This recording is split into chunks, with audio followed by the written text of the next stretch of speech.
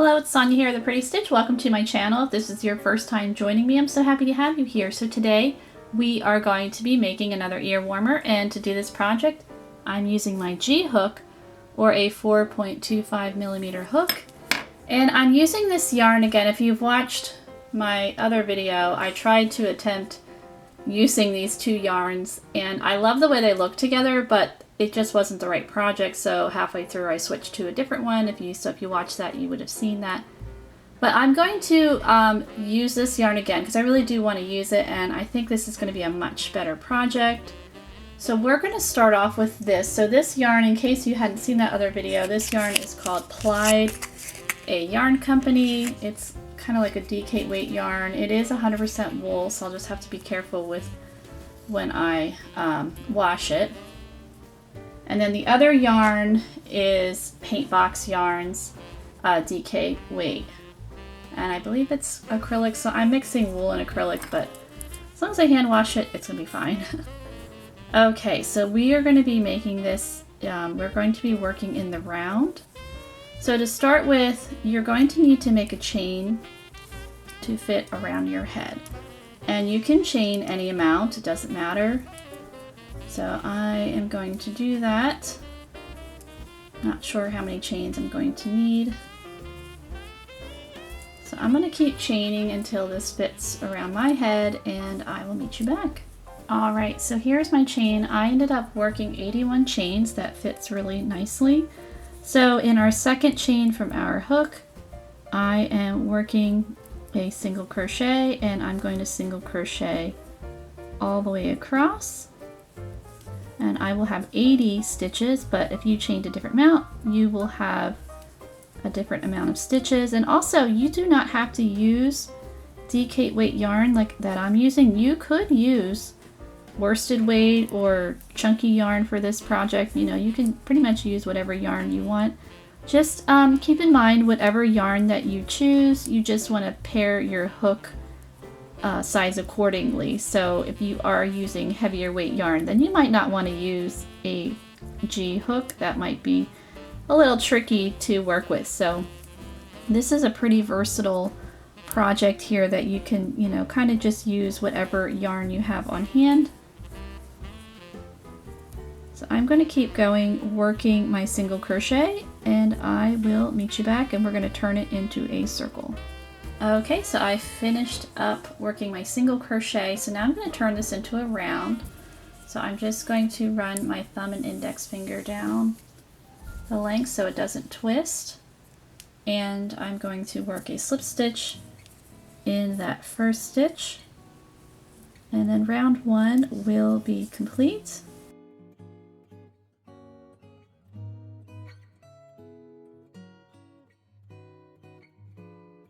Okay, so let's get ready for round two. So we're going to chain one, and we're going to double crochet in that stitch, and I'm just going to double crochet all the way around.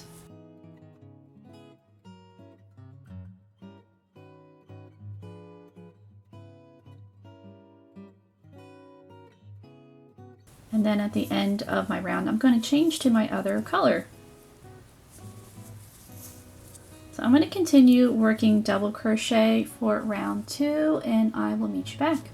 Okay, so I'm going to finish up round two. I'm going to join in the back loop, and I'm going to get my other color here. And you don't have to use another color, but I want to. I think making something with all of this yarn is a lot. It's kind of, oops, yeah, I'm struggling here. Alrighty then, there we go.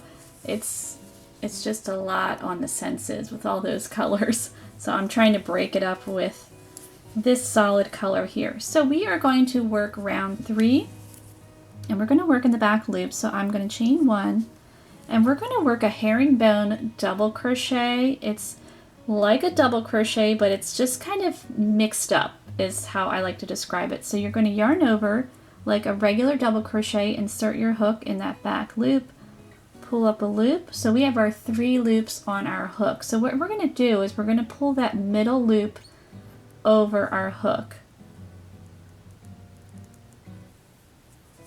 And the yarn split, there we go. And now to complete the stitch, you're going to chain 1 and then yarn over through 2.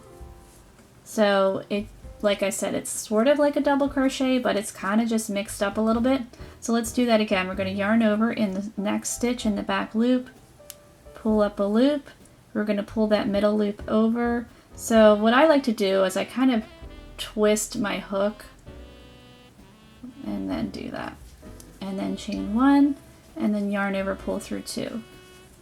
So pull up a loop, pull that middle loop over, chain 1, pull through the remaining 2. So once you get like a nice rhythm with it, it works up pretty easily. So we're going to do this all the way around for round 3. So I'm going to keep going here and I will meet you back. Okay, so I finished round 3. So to complete the round, I'm going to join with a slip stitch in both loops.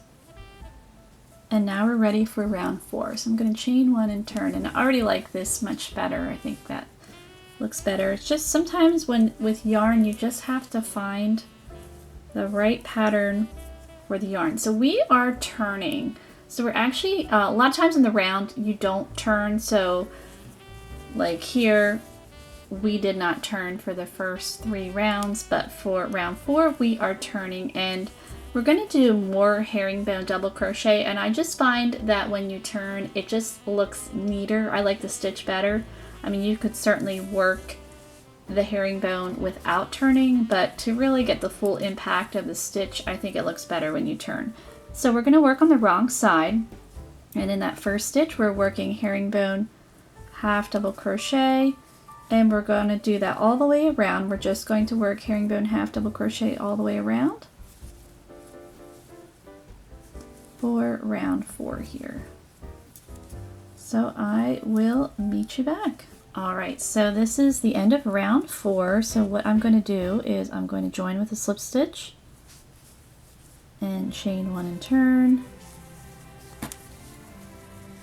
And we are going to repeat round 3 again, so we can really see that nice herringbone effect. So just right in that first stitch there, I'm working my herringbone double crochet and just continue all the way around, and then I'm going to join, and I'm going to pick up my multicolor here for round 6. So I'm going to keep going here, working the herringbone double crochet. Okay, so we finished up round 5. So now we're ready for round 6. So I changed to my other color here, and we're going to chain 1, and I did join already with a slip stitch, and we're going to just single crochet all the way around, and we're not turning, so we're working on the right side here. So we're just working at single crochet, and I thought it would look nice to do it with the contrasting color, this multicolor around. So I am going to single crochet around, and then I'm going to join in with a slip stitch in my first stitch, and I'm going to pick up my other color, and I'm going to work 3 rounds of herringbone double crochet, just like we did for rounds 3 through 5. So rounds 7 through 9, you're going to do the same thing. So for round 7, you're going to work on the right side, then you're going to turn your work. Round 8, you're going to work on the wrong side, and then round 9, you'll work on the right side again. So I will meet you back at the end of round 9. Okay, so I finished up round 9. I'm really liking this so far. I think it's really pretty. So I'm going to join in the back loop, and I'm going to pick up my other color. So I'm just carrying the colors up to save on ends, so I don't have as much to weave in when I'm done. And I'm going to get ready for round 10. So we're not going to turn anymore. And you could also make this in a whole bunch of colors, you know, have stripes. You could have a lot of fun with this pattern, but I really like it with just the two. Okay, so we are going to chain 1, and we are going to be repeating rounds 2 and 1. So this is round 10. So round 10 is a double crochet round in the back loop. And then my last round, round 11, I am going to work single crochet all the way around. So I'm going to work those rounds, and then I'm going to cut my yarn, and I am going to do, you could just be done like this, but I am going to do something else just to finish it off, just to give it a little extra something something. So I'm going to go and work round 10, double crochet round in the back loop, and then round 11 I'm working single crochet around. So I will meet you back at the end of round 11. Okay, so I finished round 11 here. I didn't cut my yarn yet because what I want to do is I want to wrap the yarn around the front to kind of cinch it and just to give it a decorative look. And I want to use this yarn. So I am just putting this ball through the loop there because I want to save on some ends here. So that's why I'm not cutting it. And then what I'm going to do is I'm just going to take this yarn and I'm just going to wrap it around the front for, I'm not sure for how many times, but I'm going to cover up the seam, and I just want to give it a decorative look there. And then I'm going to weave in my ends, and then it'll be done. So you don't have to do this if you just want to have it plain, then the seam of course would be in the back, but I want to give it a decorative little look here. So I'm going to keep doing that, and I'll meet you back when I'm done wrapping my yarn. Okay, so here is my finished ear warmer where I wrapped the yarn around. I really like it. I think it's really pretty. I think this design works so much better with this yarn than that Tunisian design that I was doing. That was a fail. So sometimes, you know, that happens, but this one I consider a win. So of course I did weave in all of my ends, and you can give it a light block. I will have to hand wash this because it is got some wool in there, but it should be fine. I hope you enjoyed this video, and if you did, please like and subscribe, and thank you so much for watching.